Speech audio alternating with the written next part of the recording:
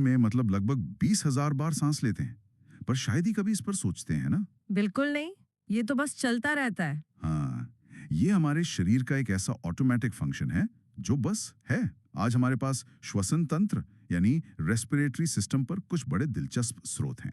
हम्म। तो चलिए इस रोज की लेकिन असाधारण सी प्रक्रिया के पीछे का जो विज्ञान है उसकी गहराई में उतरते हैं। ये सिर्फ हवा को अंदर बाहर करना तो बिल्कुल नहीं है। बिल्कुल। ये एक पूरी कहानी है। एक ऐसी कहानी जो हमारी नाक से शुरू होती है, फिर फेफड़ों में एक नाटकीय मोड़ लेती है और हमारे शरीर की खरबों कोशिकाओं के अंदर जाकर खत्म होती है। वाह। हाँ, तो इन स्रोतों के आधार पर हम इस कहानी को दो हिस्सों में देखेंगे। पहले हम इसके किरदारों से मिलेंगे, किरदारों से मतलब वो अंग जो इस पूरे सिस्टम को बनाते हैं। और फिर हम असली एक्शन देखेंगे, वो रासायनिक प्रक्रिया जो हमारे खाने को ऊर्जा में बदल देती है। ठीक है, तो चलिए किरदारों से ही शुरू करते हैं। हवा के शरीर में दाखिल होने का जो रास्ता है वो तो काफी सीधा साधा लगता है। हाँ, ऊपर से तो नाक, फिर गले के पीछे ग्रसनी जिसे फेरिंग्स कहते हैं, फिर हमारा वॉइस बॉक्स मतलब स्वर यंत्र, और फिर एक पाइप श्वास नली। ट्रैकिया। हाँ। ये सब मिलकर हवा के लिए एक हाईवे जैसा बना देते हैं। और ये हाईवे जाकर खुलता है हमारे फेफड़ों में, जो गुलाबी रंग के कोन के आकार के अंग हैं। यहाँ तक तो सब ठीक है। हाँ, ये हाईवे का कह सकते हैं आखिरी स्टॉप है, जहां सारा सामान यानी ऑक्सीजन उतारा जाता है। लेकिन असली खेल यहीं से शुरू होता है। अच्छा। फेफड़ों का काम सिर्फ हवा भरना नहीं है, उनका काम है उस हवा से ऑक्सीजन निकालकर खून में मिलाना और खून से कार्बन डाइऑक्साइड निकालकर बाहर फेंकना। अच्छा, और यहीं पर मेरे हाथ एक बड़ी दिलचस्प जानकारी लगी है, जिसने मुझे सच कहूं तो थोड़ा उलझा दिया। बताइए। इसमें लिखा है कि फुफ्फुस धमनी मतलब पल्मोनरी आर्टरी फेफड़ों में अशुद्ध रक्त लाती है। एक मिनट, मैंने तो हमेशा पढ़ा है कि धमनियां यानी आर्टरीज तो शुद्ध खून ले जाती हैं, ऑक्सीजन वाला। क्या इन स्रोतों में कोई गलती है? नहीं, ये कोई गलती नहीं है।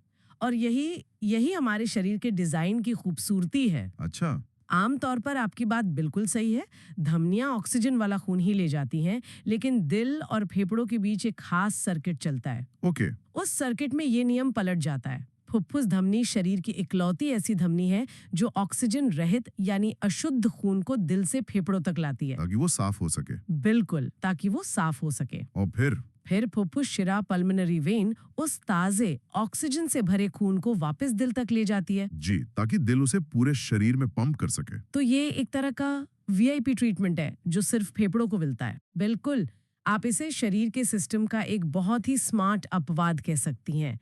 इसे ऐसा डिजाइन ही किया गया है ताकि गैसों का लेन देन सबसे तेजी से और सबसे कुशलता से हो। ठीक है, तो अब जब खून साफ हो गया और उसमें ऑक्सीजन भर गई है, तो इस ऑक्सीजन का होता क्या है? इसका असली मकसद क्या है?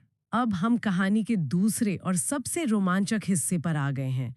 श्वसन की असली परिभाषा फेफड़ों में नहीं, बल्कि हमारी कोशिकाओं के अंदर छिपी है। कोशिकाओं के अंदर? जी, सीधे भाषा में कहें तो श्वसन का मतलब है कोशिकाओं में ग्लूकोज को ऑक्सीजन की मदद से जलाकर ऊर्जा पैदा करना। मतलब हम जो खाना खाते हैं जिससे ग्लूकोज मिलता है, हाँ, और जो सांस लेते हैं जिससे ऑक्सीजन मिलती है, वो दोनों मिलकर हमारे शरीर के लिए पावर जनरेट करते हैं। एक तरह का बायोलॉजिकल इंजन। एकदम सही। और इस इंजन का पूरा ब्लूप्रिंट एक छोटे से रासायनिक समीकरण में छिपा है। ओके। C6H12O6 प्लस 6O2, और इससे बनता है 6CO2 प्लस 6H2O प्लस ऊर्जा। बाप रे, ये देखने में तो बड़ा जटिल लग रहा है ना? बिल्कुल नहीं, इसे तोड़कर समझते हैं। C6H12O6 ये है ग्लूकोज, हमारे खाने से आया ईंधन। ठीक है, ये ईंधन हो गया। फिर है 6O2 यानी ऑक्सीजन, जो हमने अभी अभी फेफड़ों से खून में डाली है। और जब ये दोनों मिलते हैं तो इंजन से धुआं निकलता है 6CO2 यानी कार्बन डाइऑक्साइड, जिसे हम सांस छोड़कर बाहर निकाल देते हैं। बिल्कुल। साथ में थोड़ा पानी भी बनता है, और सबसे काम की चीज ऊर्जा। यहाँ इसे ATP लिखा गया है। ये ATP क्या चीज है? बहुत अच्छा सवाल है। देखिए, हमारी कोशिकाएं इस ऊर्जा को सीधे इस्तेमाल नहीं कर सकती। ये बहुत ज्यादा है। मतलब? जैसे आपके हाथ में 2000 का नोट हो और आपको 10 रुपए की चाय पीनी हो, तो हमारा शरीर इस बड़ी ऊर्जा को छोटे छोटे इस्तेमाल करने लायक पैकेटों में पैक करता है। अच्छा। उन पैकेटों का नाम है ATP। आप ATP को शरीर की करेंसी समझ सकते हैं। शरीर की करेंसी? हाँ, एक तरह का कैश जिसे कोई भी कोशिका किसी भी काम के लिए तुरंत खर्च कर सकती है, चाहे वो सोचना हो, चलना हो या दिल का धड़कना हो। वाह! तो ये पूरी प्रक्रिया एक करेंसी एक्सचेंज की तरह है, खाने की ऊर्जा को शरीर की चलने वाली करेंसी में बदलना। एकदम सही। इसी से जुड़ा एक और आंकड़ा है जो मुझे बहुत दिलचस्प लगा। जब हम सांस अंदर लेते हैं तो हवा में 21% ऑक्सीजन और सिर्फ 0.03% कार्बन डाइऑक्साइड होती है। लेकिन जब हम सांस बाहर छोड़ते हैं तो ऑक्सीजन 17% रह जाती है और कार्बन डाइऑक्साइड बढ़कर 3.6% हो जाती है। इन आंकड़ों में ही पूरी कहानी छिपी है। कैसे? पहली बात, हम जितनी ऑक्सीजन अंदर लेते हैं उसका पूरा इस्तेमाल नहीं करते। 21% में से सिर्फ 4% ही उस रासायनिक प्रक्रिया में खर्च होती है। अच्छा, बाकी 17% वापस बाहर? हाँ, वो एक तरह का सेफ्टी मार्जिन है। लेकिन कार्बन डाइऑक्साइड का आंकड़ा तो वो तो हैरान करने वाला है। 0.03% से बढ़कर 3.6%। ये तो 100 गुना से भी ज्यादा की बढ़ोतरी है। और यही इस बात का सबसे बड़ा सबूत है कि हमारे अंदर वो इंजन लगातार चल रहा है। ये बढ़ी हुई कार्बन डाइऑक्साइड उस इंजन से निकला हुआ धुआं है। एक वेस्ट प्रोडक्ट। बिल्कुल, एक अपशिष्ट उत्पाद जिसे शरीर हर सांस के साथ बाहर फेंक रहा है। और एक और गैस है नाइट्रोजन। हाँ, 78%। वो 78% अंदर जाती है और 78% ही बाहर आ जाती है। वो इस पूरी प्रक्रिया में हिस्सा ही नहीं लेती। बस एक मूक दर्शक बनी रहती है। बिल्कुल। ठीक है, तो ये प्रक्रिया तो समझ आ गई। लेकिन ये चलती किस रफ्तार से है? क्या हम सब एक ही गति से सांस लेते हैं? क्योंकि यहाँ एक तथ्य है कि एक वयस्क व्यक्ति 1 मिनट में 12 से 15 बार सांस लेता है, लेकिन एक नवजात शिशु लगभग 44 बार। हाँ, ये अंतर बहुत बड़ा है। 44 बार 1 मिनट में? इसका मतलब एक बच्चा लगभग हर 1.5 सेकंड में एक सांस ले रहा है। ये तो सोचना ही थका देता है। और यही उसके जिंदा रहने की कुंजी है। वो एक नन्ही सी फैक्ट्री है जो 24 घंटे चल रही है, शरीर बना रही है, दिमाग विकसित कर रही है, गर्मी पैदा कर रही है। तो उसे उतनी तेजी से ईंधन चाहिए? उतनी ही तेजी से ईंधन यानी ऑक्सीजन चाहिए। ये दर हमें दिखाती है कि जीवन के शुरुआती पल ऊर्जा की कितनी बड़ी जंग होते हैं। पर इस जंग को नियंत्रित कौन करता है? कौन तय करता है कि अब सांस लेनी है? हम इसके बारे में सोचते तो है नहीं। नहीं, और शुक्र है कि हमें सोचना नहीं पड़ता। हाँ, वो तो है। ये पूरा सिस्टम हमारे दिमाग के ऑटोमेटिक कंट्रोल में है। हमारे ब्रेन स्टेम में, जो दिमाग का सबसे निचला हिस्सा है, एक तरह का कार्बन डाइऑक्साइड डिटेक्टर लगा हुआ है। डिटेक्टर? जी, ये लगातार हमारे खून में CO2 के लेवल की निगरानी करता है।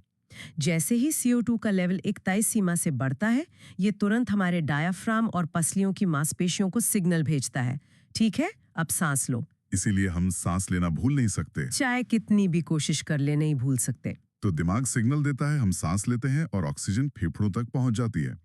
लेकिन वहां से ये शरीर के हर कोने तक, मान लीजिए मेरे पैर के अंगूठे तक, कैसे पहुंचती है?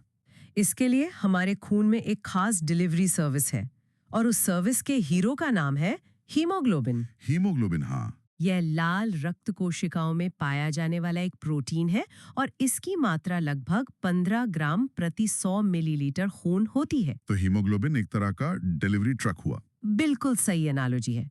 जब ऑक्सीजन फेफड़ों में आती है तो हीमोग्लोबिन उसे पकड़ लेता है और एक अस्थायी जोड़ बना लेता है। उसे कहते हैं ऑक्सी हीमोग्लोबिन। ऑक्सीहीमोग्लोबिन? जी, और यही ऑक्सी हीमोग्लोबिन खून को उसका चमकदार लाल रंग देता है। जब खून ऑक्सीजन से भरा होता है तो वो चमकीला लाल दिखता है। और जब ऑक्सीजन दे देता है? जब हीमोग्लोबिन कोशिकाओं को ऑक्सीजन दे देता है तो खून का रंग गहरा, कुछ बैंगनी जैसा हो जाता है। ओके। ये एक विजुअल सिग्नल है कि डिलीवरी हो चुकी है। लेकिन इन स्रोतों में एक बहुत ही गंभीर चेतावनी भी है। हीमोग्लोबिन की एक खतरनाक दोस्ती के बारे में बताया गया है, कार्बन मोनोऑक्साइड के साथ। हाँ, और ये दोस्ती जानलेवा है। दिक्कत ये है कि हीमोग्लोबिन को ऑक्सीजन के मुकाबले कार्बन मोनोऑक्साइड यानी CO से लगभग 250 गुना ज्यादा लगाव है। 250 गुना? इसका क्या मतलब हुआ? इसका मतलब ये है कि अगर हवा में ऑक्सीजन और थोड़ी सी भी कार्बन मोनोऑक्साइड दोनों मौजूद हैं, तो हीमोग्लोबिन ऑक्सीजन को पूरी तरह नजरअंदाज कर देगा। छोड़ देगा ऑक्सीजन को? बिल्कुल, और CO से जाकर चिपक जाएगा। इसे ऐसे समझिए, हीमोग्लोबिन ऑक्सीजन के लिए एक टैक्सी की तरह है, लेकिन कार्बन मोनोऑक्साइड एक VIP मेहमान है। ओके, जिसे देखकर टैक्सी ड्राइवर अपने सारे दूसरे पैसेंजर्स यानी ऑक्सीजन को सड़क पर ही छोड़ देता है। और ये वीआईपी मेहमान उतरता भी नहीं है। बिल्कुल, ये सीट पर हमेशा के लिए जम जाता है। और फिर शरीर की कोशिकाओं तक ऑक्सीजन पहुंचना बंद हो जाता है। बिल्कुल, जैसे दम घुटने लगता है और मौत भी हो सकती है। यही वजह है कि बंद कमरों में अलाव जलाना या गाड़ियों के धुएं के संपर्क में आना इतना खतरनाक होता है। ये जानकारी वाकई बहुत जरूरी है। अच्छा, ये तो हुई वो समस्याएं जो जो हमारे आसपास की हवा में मौजूद जहरीली गैसों से होती हैं। पर तब क्या होता है जब दिक्कत हवा में ही हो? मतलब हवा में ही ऑक्सीजन कम हो, जैसे पहाड़ों पर। ये एक बेहतरीन सवाल है, क्योंकि ये दिखाता है कि हमारा शरीर बाहरी वातावरण के हिसाब से खुद को कैसे ढालता है। जब हम ऊंचाई पर जाते हैं तो हवा का दबाव कम हो जाता है। इसका मतलब है कि हवा के अणु दूर दूर फैल जाते हैं। तो हर सांस में कम ऑक्सीजन मिलती है। बिल्कुल, हर सांस में हमें कम ऑक्सीजन मिलती है। इस स्थिति को हाइपोक्सिया कहते हैं। और हमारा शरीर इस पर कैसे प्रतिक्रिया देता है? हमारा वो कार्बन डाइऑक्साइड डिटेक्टर तुरंत भांप लेता है कि खून में ऑक्सीजन का लेवल गिर रहा है। अच्छा। इसकी प्रतिक्रिया में वो सांस लेने की रफ्तार बढ़ाने का सिग्नल भेजता है। हम तेजी से और गहरी सांसें लेना शुरू कर देते हैं। हाँ, सांस फूलने लगती है। जी, ये शरीर का एक हताश प्रयास होता है कि वो उस पतली हवा में से ज्यादा ऑक्सीजन खींच सके। इसीलिए ऊंचाई पर जाते ही हमारी सांस फूलने लगती है और दिल की धड़कन तेज हो जाती है। ये शरीर का उस नई चुनौती से लड़ने का तरीका है। बिल्कुल। तो कुल मिला के सांस लेना सिर्फ एक मैकेनिकल क्रिया नहीं है। ये एक जटिल और खूबसूरत डांस है, अंगों, रसायनों और दिमागी सिग्नलों के बीच। सही कहा। हमने हवा के रास्ते से शुरुआत की, फेफड़ों के अनोखे ब्लड सर्किट को समझा, फिर देखा कि कैसे खाना और हवा मिलके हमारी कोशिकाओं में ऊर्जा की करेंसी बनाते हैं। और आखिर में ये भी जाना कि हीमोग्लोबिन जैसा हीरो कैसे कार्बन मोनोऑक्साइड जैसे विलेन के सामने लाचार हो सकता है। सही कहा। इस पूरी चर्चा का सार यही है कि सांस लेना एक अद्भुत, लगभग जादुई और पूरी तरह से स्वचालित प्रणाली है।